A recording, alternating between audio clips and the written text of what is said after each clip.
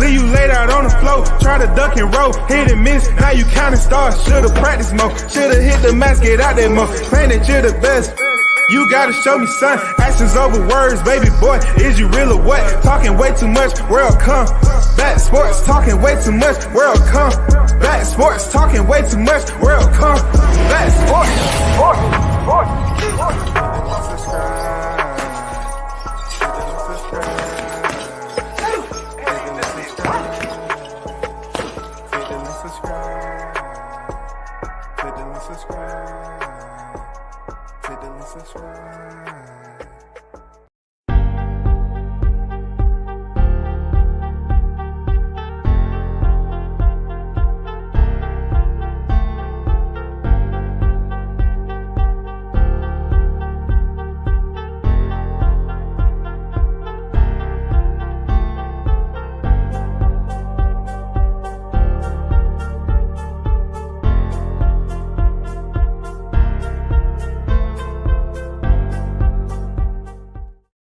Shout out to the first in the building, Tyrese on deck. I see you. What's good, man? It's Friday, the weekend. First and foremost, salute to the hottest chat in the MFing game. A-side official. No negotiation needed. Period. Salute to y'all who's in the chat, man. You already know. Carlos Rosado is in the building. What's good with it, Carlos? Salute to you, brother. Good to see you on deck once again.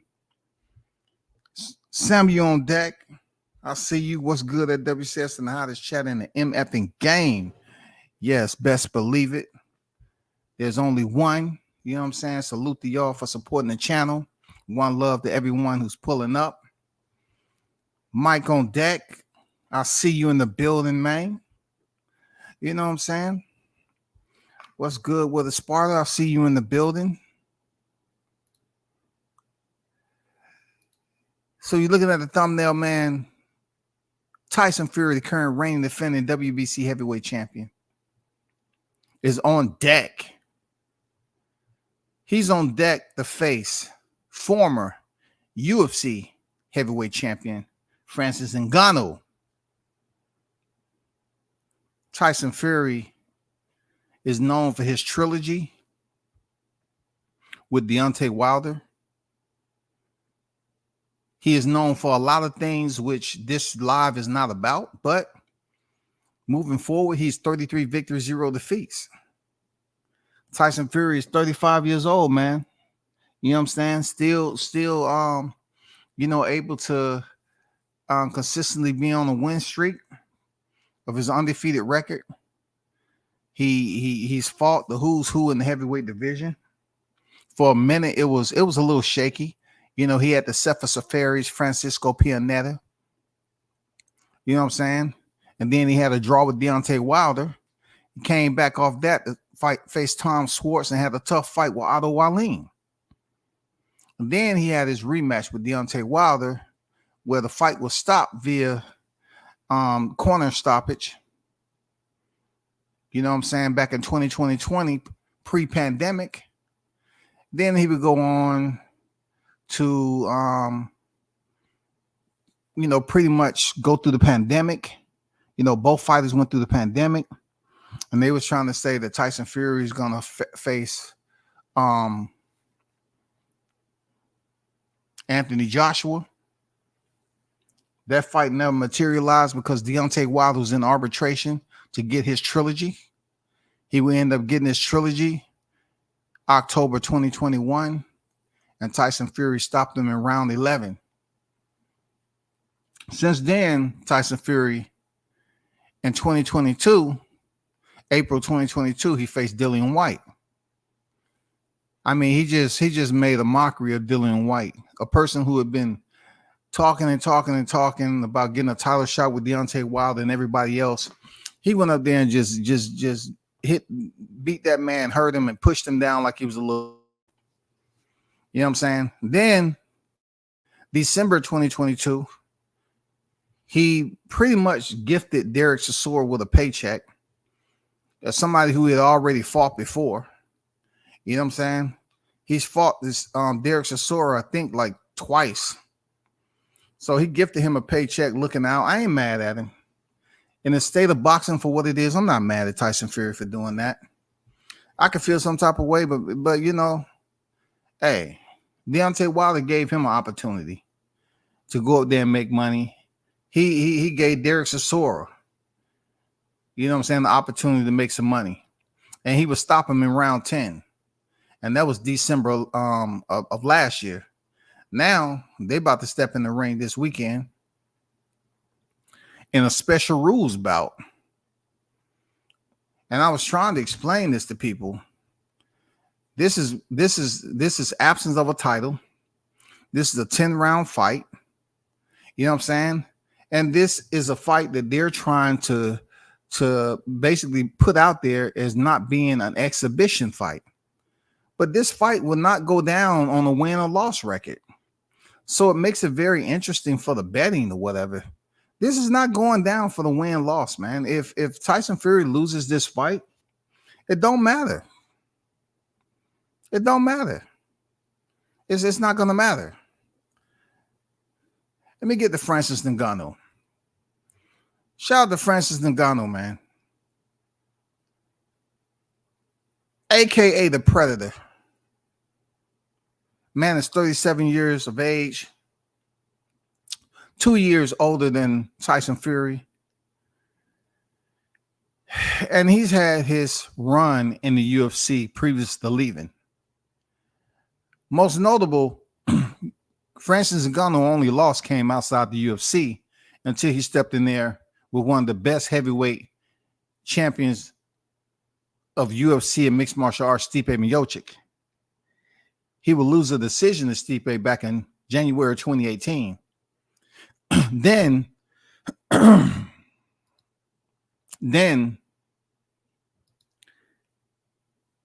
later on that year in July, he faced Derek Lewis. Now, these two fights were significant, y'all, and how I'm looking at what's going to happen, you know, tomorrow with Tyson Fury. Because even though Francis Ngannou has changed since this fight, when he fought Derek Lewis, another heavy-handed fighter, he was very, very hesitant to engage. I mean, neither fighter was willing to take the risk. They wasn't willing to punch the ticket. I mean, it was so much respect that I always put this as my top 3. Derek Lewis versus Francis Ngannou is my top 3 worst heavyweight fights ever in mixed martial arts. They absolutely did nothing our time. And Francis Ngannou, I know people say, oh, he's big, he's this, that, and the other. Yeah, he's came a long way since then. But when he went in there with Derek Lewis, man, they barely threw any punches. It was one of the most lackluster performances that you would ever see, but between two top-level, high-ranking mixed martial artists. So he had 2 back-to-back losses because he didn't do shit. And since then, he's been on a 6-fight winning streak. He's fought the likes of Curtis Blade, Cain Velasquez, Junior Dos Santos. And then, you know, he had some cancellations. And then he fought Rosenstruck, Stipe Miocic again. And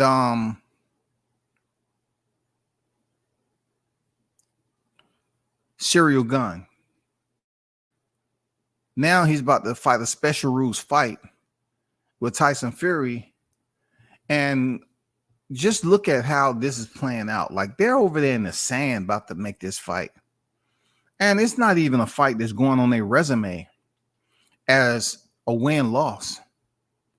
But they're about to make money. And once again, I can be mad about it, but, you know, exhibition seems to be the thing now. If you can slide in there and get an exhibition bout, believe me, WCS is looking at it like, man, kudos to you, man. You know, get your money. My mindset has changed about this. I told y'all good ways back that my mindset has changed because I asked the fighters about when the Paul brothers was coming over here. They didn't give a fuck. You know, I wanted to get their take. I wanted to get their side. I wanted to see how they was feeling. I just really wanted to see if they was feeling like it was being infiltrated and certain individuals was cutting the line. The fighters didn't think that way. So I said, all right, cool. Maybe I should reset, reevaluate my approach and my concern in this, and just look at it from a whole nother angle. And that's what I've been doing. I've been looking at it from an angle that economically in life, things are changing. That's gonna basically fulminate up. And as we know, it's gonna cost more money for promotions, network, and all that. So I'm looking at it like, man, let's not sit up here and talk about what we should do for these fighters, the impossible. No, if the fighter can get a paycheck, get your paycheck, man. If it's an exhibition bout, get your exhibition bout. What's wrong with that? It's the change of the times, man. Like, I mean, the shit's changing. I ain't gonna lie. The shit's changing. If the Paul brothers can come in here and make a splash the way they did, and you see them up here making these big, huge paychecks, who am I to get mad at them on how they making their money?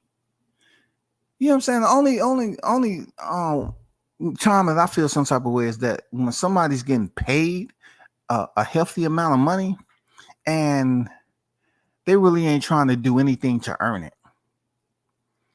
They just there for the moment. You know what I'm saying? I mean, just like Mel Charlo. I felt Mel Charlo just went in there and ran around and really amount of money he got, the performance didn't add up. That's all. Not to make this a Jamel Charlo moment, but let me get to the chat right quick, man.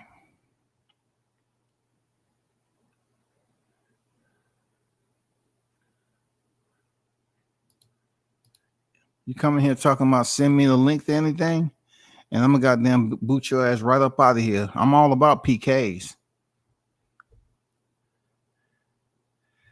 Tyrese said Ngannou's gonna drop his hand by round 3. Yeah. You know what I'm saying? Absolutely. You know what I'm saying? Them big ass arms Ngannou has. You know what I'm saying? Them big shoulders. I look at it like I'm a partially disagree with you there, Tyrese. I'm a partially disagree. All right. I'm a partially disagree. Because Ngannou is a heavyweight. He's a different type of dude, man. I don't think this is something totally new for him from using his shoulders and his upper body. This ain't new for him because he does a lot of work in his country. He does a lot of labor, bro. I'm talking about regardless of what he's been able to achieve with the UFC, he does a lot of manual labor himself. And that ain't no play shit.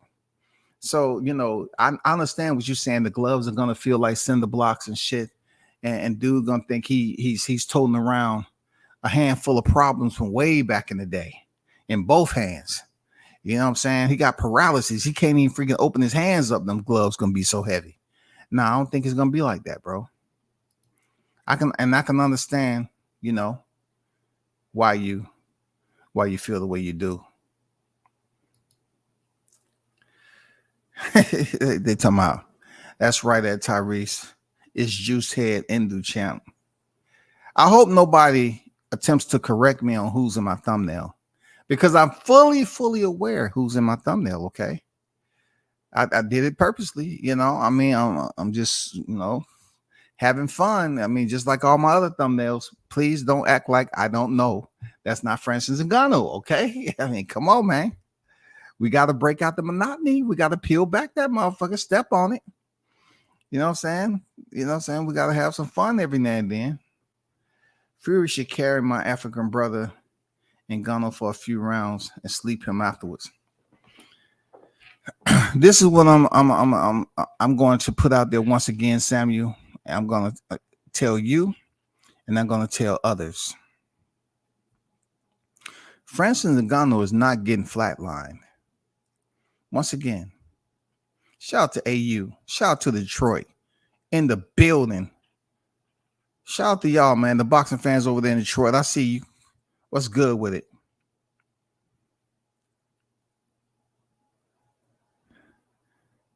I'm looking at this fight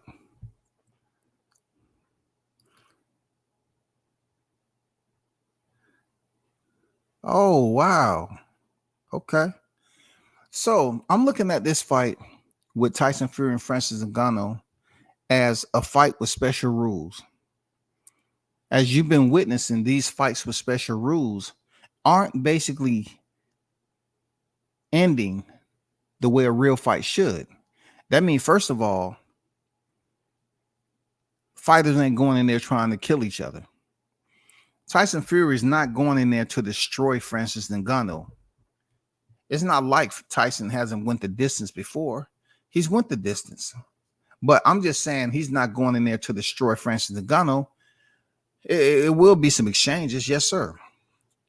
But the only reason I'm saying he's not going to get flatlined is because he signed with PFL and they still have him locked in for a potential big fight on the horizon over there at PFL, Professional Fight League. I mean, people can overlook that all they want, but they're not trying to use the value of Francis. Francis ain't never been knocked out cold like that. And neither is he going to get knocked out cold in the boxing ring. They got money in this dude. They're trying to get a big fight potentially in the near future. They want to make some more money off him. He's not going to go over here to a boxing ring. Just think about the people that he had to speak to in order to make this fight happen that he signed with. You know what I'm saying? With the PFL, his whole team and all that. So he's not coming over here. He's not worried, bro. He's not going to get flatlined. Not going to do any of that. But it may be some moments in there where, Tyson Fury may land some good shots and stuff like that, and it'd be some awkward type shit going on. I can assure you this. We can agree on this, that it's not going to be that garbage that we seen with Dillian Dennis and freaking Logan Paul. You know what I'm saying?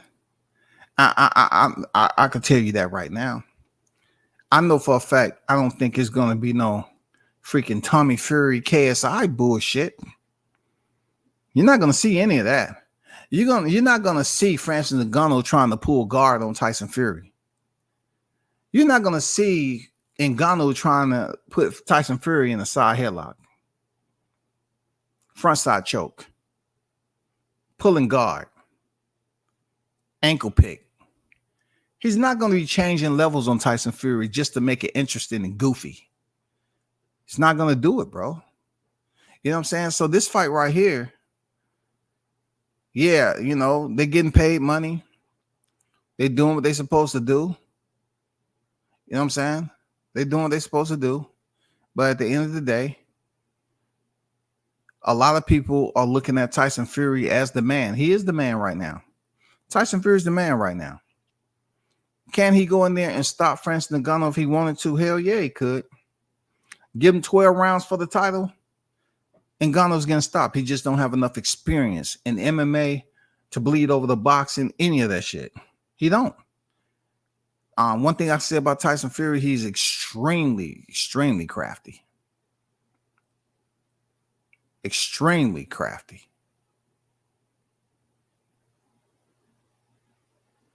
You know what I'm saying? They just came up with a majority draw with these guys. Wow. Tyson Fury would stop Francis Ngannou easily. I put my money on it. He's too crafty, too smart. His boxing IQ.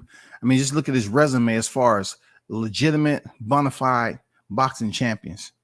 I mean, Tyson Fury, he might have one of the most freaking unorthodox, freaking larvae-looking bodies, gypsy larvae bodies that you would ever see.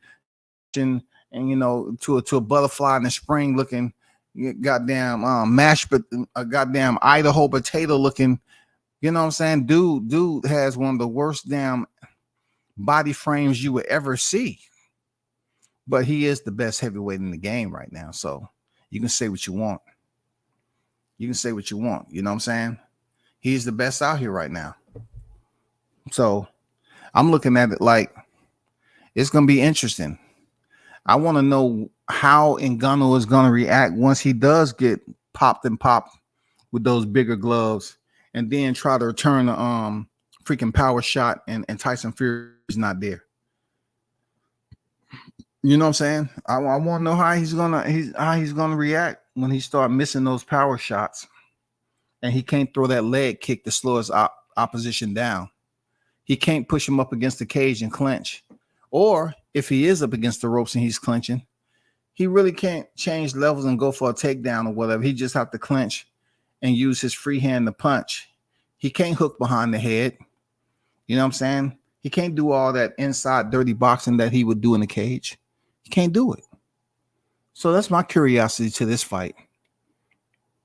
For real, that's my curiosity. And hopefully it's a an eye pleaser.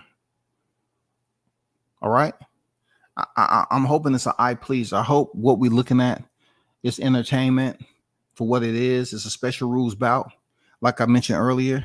And I just hope everything draws down the way it's supposed to. Y'all hold for a second.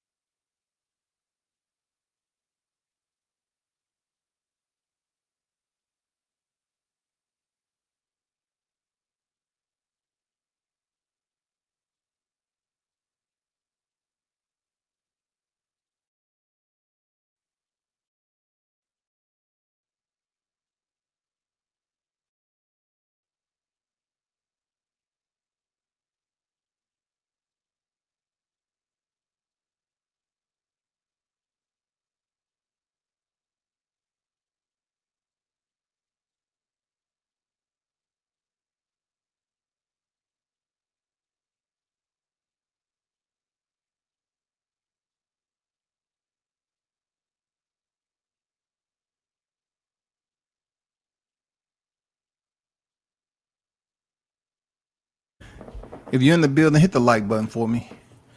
I'm not going to be on here extremely long because, like I said, I am taking care of certain family business. So that's why I've been dropping in a single time throughout the day. But I want to talk about, I know people are still talking about Keyshawn Davis. And listen, you know, my take on Keyshawn Davis is what it was the other day. I don't look at him as, you know, it's marijuana at the end of the day, right? So I don't look at him as out here to finger point and everything and cast judgment on this man. You know what I'm saying? Excoriate him any chance I get. Man, hey, I made mistakes, you know, in my 20s, plenty of them.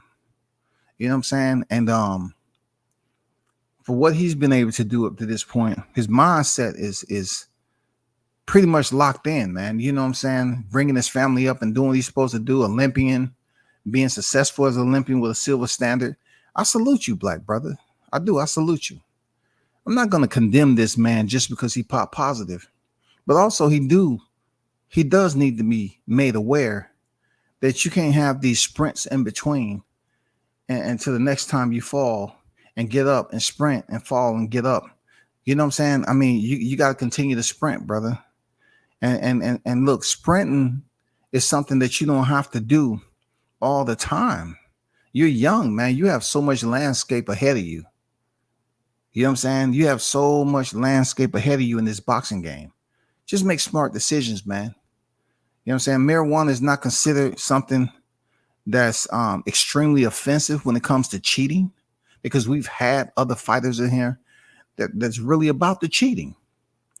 But, you know, if you got caught this time, just make sure you make sure the calendar is planned out a little bit better, so you will know when that testing is going to happen. I asked myself, you know, I was talking to some of my compeers about the PBC situation, and it seems that, you know, people was talking about Canelo. You know, he's gonna get the preferential treatment. He's gonna get the favorable freaking 2024 support from Showtime to air the fights. And you look at the Canelo situation where PBC was offering him all this money, right? Twice. It came out at the beginning of 2022. And then, you know, this list made its way back to the surface in 2023. It was a little bit different, but still, the list was out there. It changed up when Crawford beat Spence, though. But anyway, you have situations like this where they're dumping all this money into a fighter that's not even 1% of the active roster of professional fighters in globally, right? You have a fighter that's continuing to get this money dumped in him, but even Canelo is robbing the bank. Canelo is culpable and should be held liable for robbing the bank too. The reason why I say that, yeah, he's making money, but also he's demanding a lot of this money. Canelo is one of the long rangers, the Zorros, that's been able to go from place to place to place and maneuver however he see fit. Who's holding him accountable? He had that 11 fight, 365 million or whatever. I mean, shit he had. 11 fight deal, this big ass deal, and then he ended up going to court to get up out of it. And then he had another deal, and then another deal. I mean, he had a deal with freaking Golden Boy, and then the Zone, and then PBC, or whatever the case may be. He had very lucrative deals that was going to pay him an extensive amount of money, right? And all the time when I'm speaking in conversation to my compeers, I'm saying, why do they feel the need to just dump all this money into one fighter when it absolutely hurts other fighters from getting paid also? Other fighters from getting a portion of that money. Is it Canelo's responsibility to care about other fighters? I mean, I'm pretty sure he cares about certain fighters that's in his stable. You know what I'm saying? But if they're giving him this amount of money over and over again, should he feel some type of way to somewhat say, okay, let me think about this and let me find out how I can extend this olive branch to other fighters so they can get paid too. He doesn't have to do that because Floyd didn't do it. I'm not saying Canelo don't have to do it because Floyd didn't do it. I'm just saying, like, you never know the mindset of these fighters when they get to a certain point and start getting paid. But in this scenario right here, when Kello dipped in there and picked up that belt from Caleb Plant, and then, you know, he was able to move up and fight Bivol. He's just doing what the hell he want to do. How did it affect PBC? The pluses and minuses. I would definitely like to know the numbers, you know, them giving this man all this money. How did it affect PBC? What benefit was it? How did the envelope, how heavy was the envelope? For certain individuals that was the primary role players. Why don't we see how this affected boxing in general for that particular entity, PBC, as being disastrous? It was disastrous to say, let's give Canelo all this damn money. Let's finance him. And he's not even obligated to you all. So the money you're getting is pretty much this in a nutshell. I mean, the money you're giving is pretty much this in a nutshell. You're giving Canelo this money, but yet only certain people outside of the fighters that sign with PBC are getting paid. Those higher ups at the pecking order, they're the ones who are getting paid. The fighters who's at PBC, they're not getting paid. Who cares if Jermell Charlo got? Okay, cool. He got the highest paycheck he ever got in his career. Kudos. You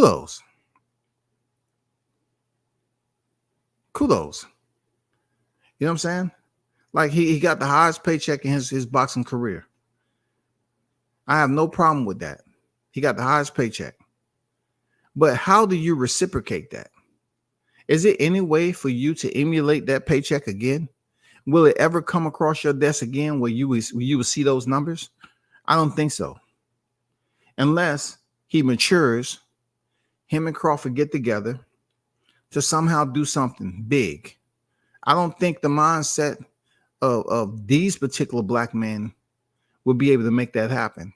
Not so much Crawford not wanting to happen, but Mel Charlo's maturity is no higher than the bottom of a shoebox. When it comes to freaking looking at another black fighter that has earned, you know what I'm saying, his place in the conversation of being one of the best of this era, right?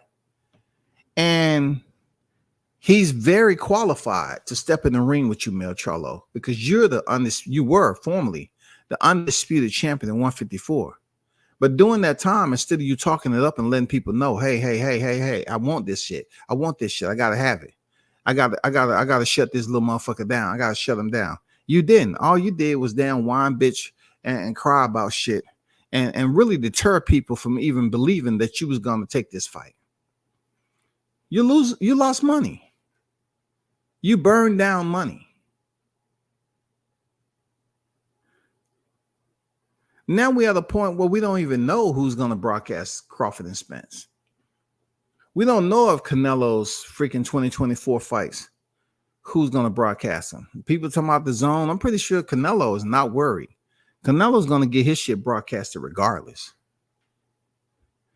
But the other fight that we need to know about is just that. Who's going to broadcast that? Where's the news that we're going to be sick? I just want to know that, man. I'm not sick yet. I'm not sick. I don't want to hear the wolf tickets, the bluff game. You know what I'm saying? If you come out with one of these other apps that chose to, you know what I'm saying, gamble on you all, so be it. But I can guarantee you it's not going to be the same freedom that you had when you was with Showtime. And look, I hold a huge percentage to the social media segues is out here that was claiming to be so intelligent. You was pretending to be so intelligent about the business and about everything else, especially the Fanons who would quickly sit up here and pretend that he has some type of legal documentation, some license as an attorney, which nobody can find any information or any cases. If that was the place that you was advocating heavy for, along with other entities on YouTube, why couldn't y'all come together and somehow prognosticate this demise? If you saw fights taking place and the numbers wasn't exactly accurate, why wouldn't y'all put out information and say, man, I think this is heading down the drain quick. And if they don't do anything about it, then it's going to affect a lot of people. And sure enough, it was absent. You know what I'm saying? The carnival show, the circus, or however you want to put it in the parking lot and cut the motherfucking lights on and dance your ass around this topic. The shit is trash right now. You know what I'm saying? All the PBC fighters who was telling Crawford to go over there and work for the black man, the black man. Right, Drewski? Right, Drewski? That was what you say all the time. Work for the black man, Drewski. Now you cats haven't even been on here apologizing to your listeners for influencing them, using your platform to influence them to go over there and work for this so-called guy who owes people, who poorly went about doing business for the now and not for the later. You know what I'm saying? He was all about the now and not for the later. Now the later is here, is present, and he's looking real bad right now. While other promotions and all that is busy planning their schedule. But per my description, Leonard Ellaby said people are going to be sick. I mean, like, I'm ready to get sick. What are we going to be sick about, bro? You know what I'm saying? What are we going to be sick about? It's going to be a shame if this goes 12 rounds, though. And I'm sure they have special rules, but this is a crossover fight. You can expect a top boxer to survive 5 rounds with MMA heavyweight champ. Sam, you have to look at it like this, too. It's a 10-round fight. Conor actually fought Floyd Mayweather, and that was a sanctioned fight, and he stopped him in 9. If this fight is 10 rounds and it goes the distance, people are not going to look at it any different than they would the recent exhibition bouts that we had. They're not gonna frown upon it. They're gonna look at it like, okay, this was an exhibition bout. The title wasn't on the line. It was a cross-thread of combat sports. You know what I'm saying? Yes, it was in the boxing ring, but still, we all know that Francis is still an active MMA fighter. He's going back to the cage after this. You know what I'm saying? Pat Bird say Fury wins. He should. You know what I'm saying? He should, no doubt. I'm hoping for a fun fight too. What happens to Keyshawn, my dog? He's going to bounce back. He needs to learn from this, no doubt. It's just, it's marijuana, man. For those who out here just acting like this dude, made the worst decision of his life. Come on, stop it, man. Stop acting like he was caught in the dressing room trying to load his gloves. Let's not act like he was caught, you know what I'm saying, and found out he was eating freaking 1,500 eggs a day to put on muscle mass. You know what I'm saying? His last name ain't Ben, it's Davis. You know what I'm saying? I'm just saying, it's Davis. Bob took his side publicly, but in his office, I'm sure he gave Keyshawn an earful. Yeah, no doubt. But I once again, Tyrese, me, showing up the fights and stuff like that. I mean, Bob is a connoisseur of that. So I don't look at it like Bob, handing down a thrashing. You know what I'm saying? A verbal thrashing to Keyshawn, lecturing him. Bob is 90 years old. He has people around him to do that. It didn't make Top Rank look any type of way. It made Keyshawn look some type of way. It didn't make Top Rank. Top Rank is still going to continue to hit those goddamn jetpacks and put on the schedule. You know what I'm saying? I mean, that's what Top Rank is going to do. They're gonna continue to put on the schedule and hit those jetpacks and go to the next level. So it's up to Keyshawn to make sure that he understands, like what you said. You're representing. You know what I'm saying? You're representing, yes, sir. So your representation in popping dirty for marijuana, yes, it looks bad on Keyshawn, not Top Rank.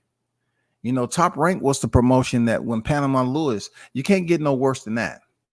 When Luis Resto and Panama Lewis was arrested, that was a Top Rank promotion. When Billy Collins' father, squeezed his glove on that infamous day, yeah, that was Top Rank back then. It doesn't get any worse than that. This is not nowhere close within breathing space, the stratosphere, any of that, to be comparable to Luis Resto and Billy Collins. Nowhere even close, people. So he'll be okay. You know what I'm saying? Keyshawn will be all right. Real talk. Keyshawn will be A-okay in this particular matter.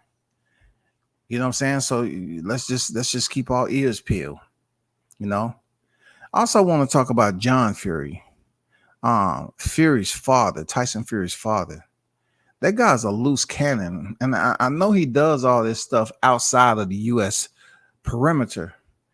Because there's no way that he's going to come over here and get stupid like that. And I understand he's just trying to build up some momentum for him to face Mike Tyson. He has to understand Mike Tyson is still a dangerous human being. Not only that, Mike Tyson still has very respectable speed and his patented freaking closing on how, he himself can land that lethal shot on John Fury. He will stop John Fury.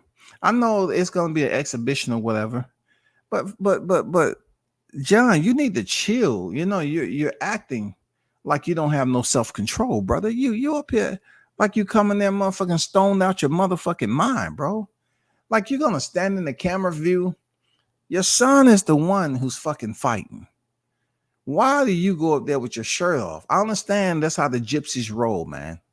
I've seen y'all. I've seen y'all in town. I got it, man. I do. I got it. But damn, dude, you are a nutcase. For real. You are a nutcase, bro. For real, you are a nutcase. And you just be taking over the presses. And I'm like, God damn, can you just chill and sit the fuck down? I mean, it don't take that much to get Mike Tyson. Mike Tyson, if he want to fight you, he'll fight you. You know what I'm saying? I mean, that's Mike. He's all about making some change. He's all about making some motherfucking change. If he want to fight you, he'll fight you. Moving on past that nuthead. That nutmeg head. Shout out to Amanda Serrano. I gotta give Amanda Serrano a legend in women's boxing. 7th division champion. Haven't never been able to get an interview with her. I do feel that I will see her sooner or later in person and be able to at least get my first interview with Amanda. But big doing what you've been able to achieve. You know what I'm saying? I haven't seen her in person, though. I have.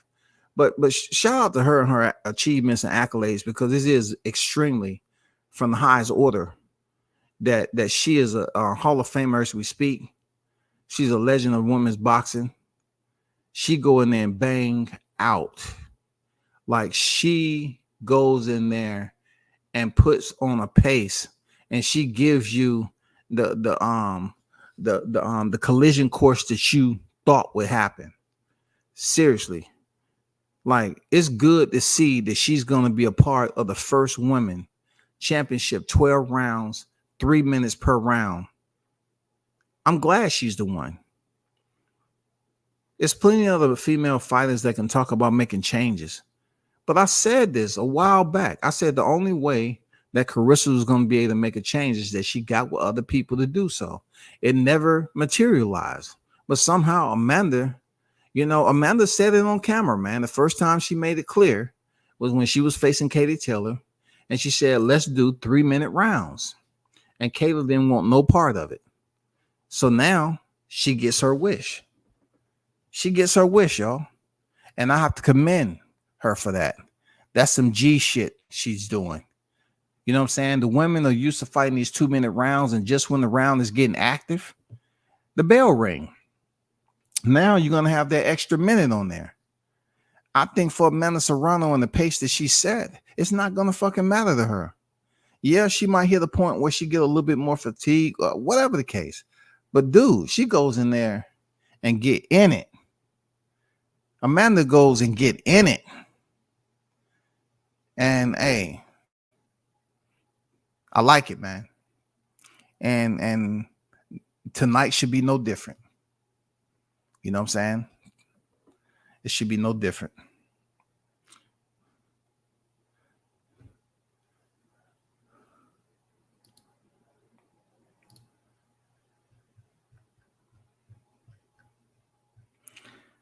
I did hear news, how solid it is. I don't know. Might be thin ice. Who knows? But Alexander Usyk and Tyson Fury potentially December 23rd, 2 days before X-Mays. You know what I'm saying? If it happens, it happens. I'm so sick and tired of hearing about these two guys stepping in the ring. You know what I'm saying? When it was, I'm just tired. Like, are you going to unify the heavyweight division or not? That's what I want to know. Are you going to unify the heavyweight division or not? I don't want to hear about that other shit. So and so gonna fight somebody potentially. Oh, maybe so. Are you gonna fight them or not?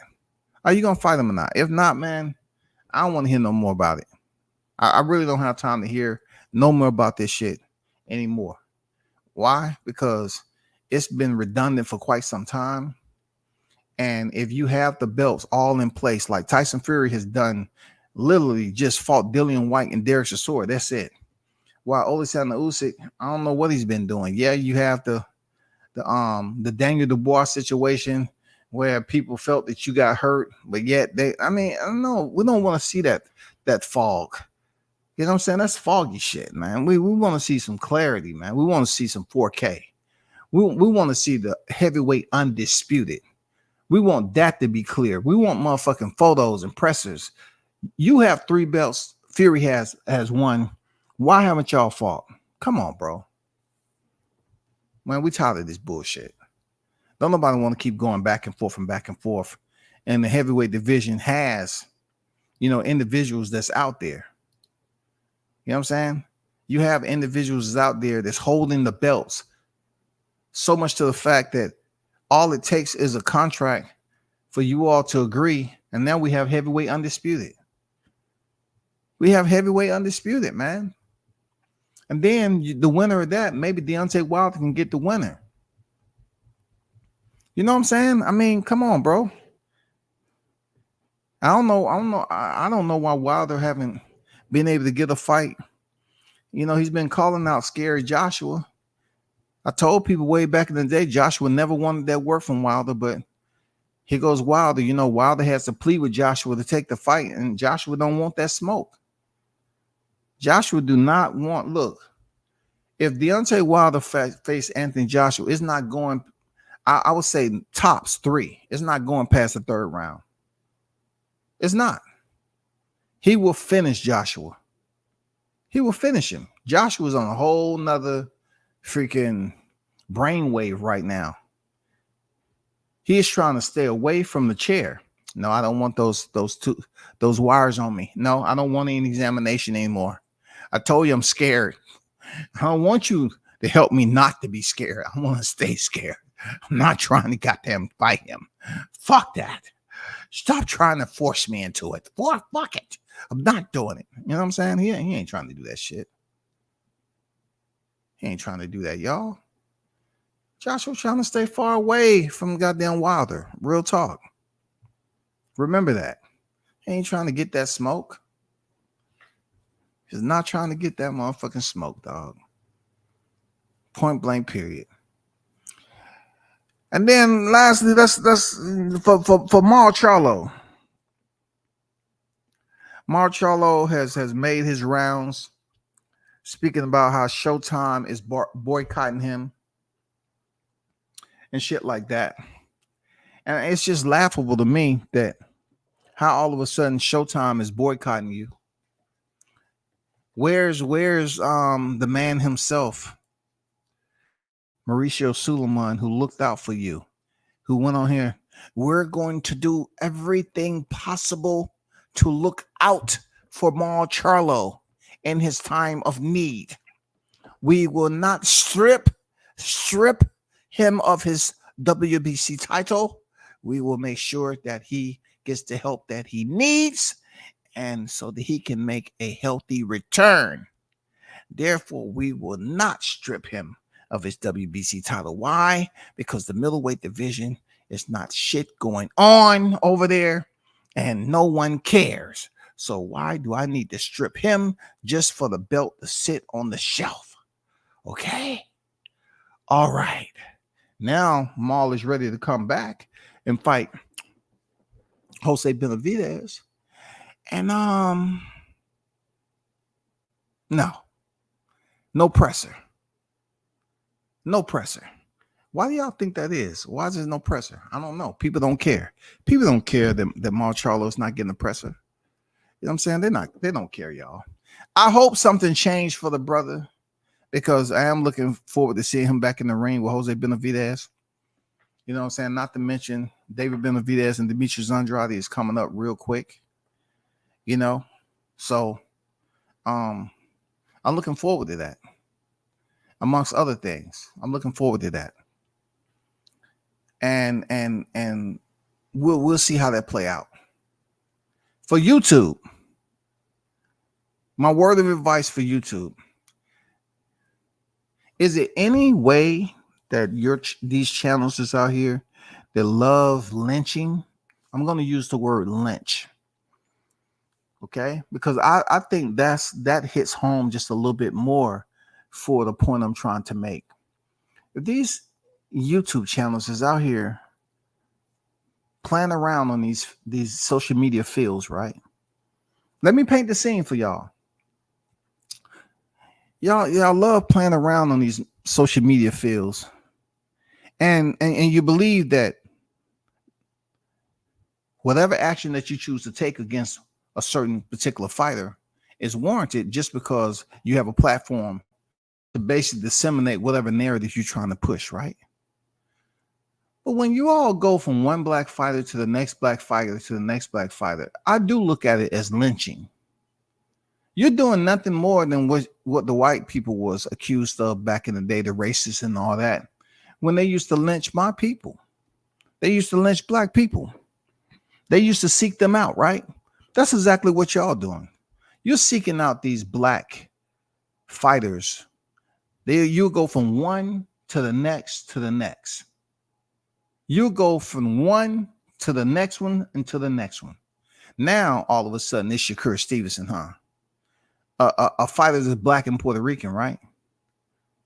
They look, it was just Terrence Crawford, but they can't find out any updates on Terrence Crawford based off the act of violence that was committed, damn near considered a legal homicide.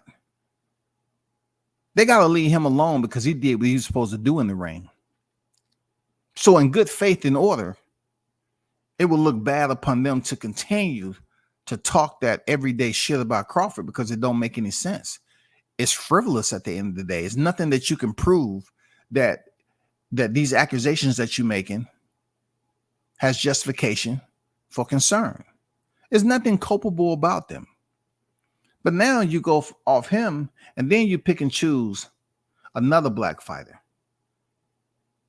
So the next black fighter in line who shouldn't even be in your line of fire is Shakur Stevenson. For what? You're talking about a fighter who can box, who's about to fight for his 3-weight world championship, but yet you have people out here bashing this dude and acting like he's doing something wrong as a fighter. I mean, whether we believe the curriculum lies, who is out here, thinking that this is something that's healthy? You all are not seeking out Mexican fighters, Russian fighters. You're seeking out black fighter after black fighter after black fighter after black fighter. That's what you're doing. You're out here lynching freaking black fighters on social media just because you want to damn build up a rivalry. It's despicable. It's tasteless. It's never going to have any substance to it. It's never going to have it because this shit keeps on just being put in the grinder over and over and over again. You go from one black fighter to the next black fighter to the next black fighter. Like there's no other fighters in freaking boxing. And black fighters doesn't have the higher populace in this sport. But here on social media, you have black content creators that's out here lynching other black fighters just because they want to somehow build up a rivalry. Y'all can't build up a matchup between black fighters in a healthy manner, a competitive manner, something that deals with the sportsmanship, you know what I'm saying? Whatever core values or the esprit de corps, a camaraderie that consists of professional sports that's on that level of competition. You can't do that. It always have to be something negative. It always have to be something that none of you all have a position. Y'all don't have a seat at the table. Y'all don't have any of that. You're on the outside looking in. You're not even close to the window. You're not even fucking close to the window. All you're doing is just creating false bullshit ass lies to dog these fighters out. And then you wonder why they don't come to YTC and fuck with the black content creators. It's the dumbest shit ever. You got black content creators that'll sell out over one black fighter because they have hands in their pockets, massaging their nutsack. You know what I'm saying? They'd rather get molested rather than stand on their core principles and shit. They'd rather have a motherfucker with his hands in his pocket, feeding them $1 or $2, rather than standing on all 10 and goddamn have your dignity and honor. They just go out here and pick the next fighter and say, oh, man, it's all time to goddamn project all negative energy to Shakur Stevenson. How? How does that work? How does that work exactly? Did he not do what he's supposed to do by beating Oscar Valdez and unifying? Did he not dare to be greater than what he was prior to that? I mean, come on, bro. Is he not about to face another fighter in De Los Santos after y'all said he fought a nobody in Yoshino? Isn't he doing what he's supposed to do? So how can there be hate for Shakur just from turning down 25% with Devin Haney? The Haneys don't run shit, in boxing. They don't run shit. How are you puppets going around here saying that I know I'm not a part of the team Stevenson, but yet and still, I don't like that he turned down a fight with Haney, somebody that I'm on payroll with. You know what I'm saying? So I'm on payroll with Haney. So I'm gonna start bashing Shakur Stevens over 25%. That, I mean, look, if I was to really get deep down in the wickets about these ghost numbers, this shit won't make no sense, bro. All these ghost numbers that they choose to lynch these black fighters on, you notice the protocol and the format is all the same. They would sit up here and go off some ghost numbers, and then they would try to create this whole big this whole freaking weather system to sit out here over the YTC for months upon months, talking about the same shit over and over again that don't exist. It wasn't a contract that was sent. It wasn't like Shakur Stevenson agreed on the 25%. They sent the contract. He said, no, I need more money. That wasn't the case. Was that the case, people? That wasn't the case. It's bullshit at the end of the day that y'all out here lynching these black fighters and you consider yourself black content creators. It's fucked up all the way from morning to evening. This shit is fucked up. Big Blunts Unboxing, the GOAT is in the building. What's good with the blunts?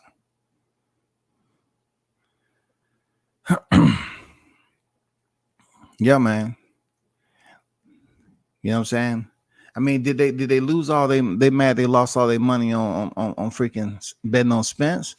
And if that's the case, why should that carry forward to a whole different fighter that's in a different weight class that has nothing to do with that? I mean, listen, I get where you may be coming from, okay, in a sense, because this is what I call lynching blunts. This is why I call it lynching, because we know there's a lot of individuals that was associated with a person that got lynched, and they was lynched also. And this is the perfect example of Shakur Stevenson. He is associated with Terrence Bud Crawford.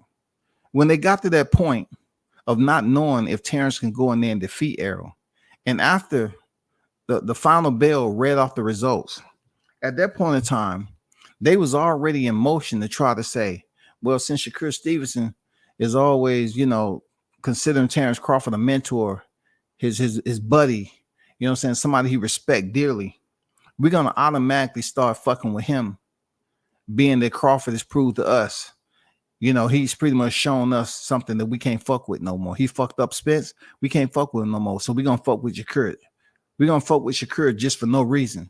So the reason that they was looking for something dealing with anything to say that he made a poor decision. Look, we're talking about a monetary decision that don't affect these niggas, right? He turned down 25% supposedly without a contract being in hand. And that was their golden ticket. Oh, here we go.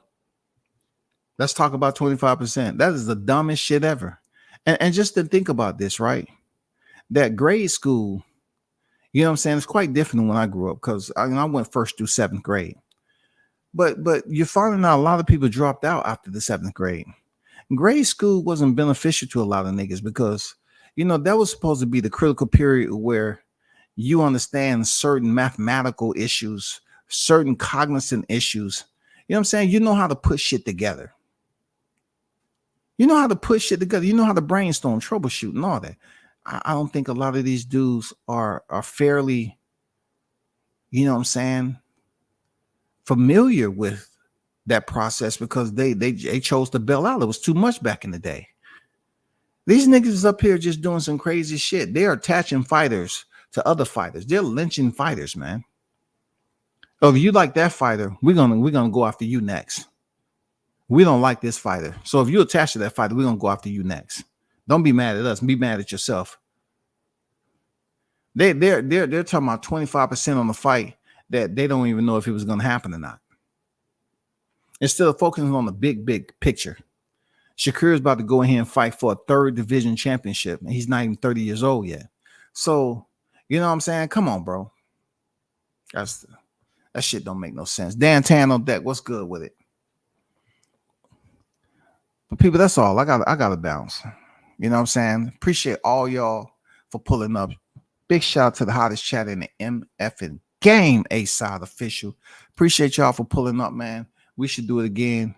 You know what I'm saying? I'm out. Peace.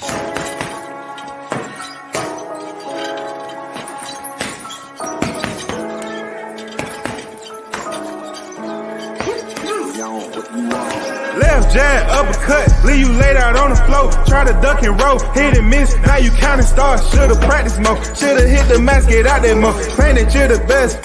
You gotta show me, son. Actions over words, baby boy. Is you real or what? Talking way too much, world come. Back sports, talking way too much, world come. Back sports, talking way too much, world come. Back sports.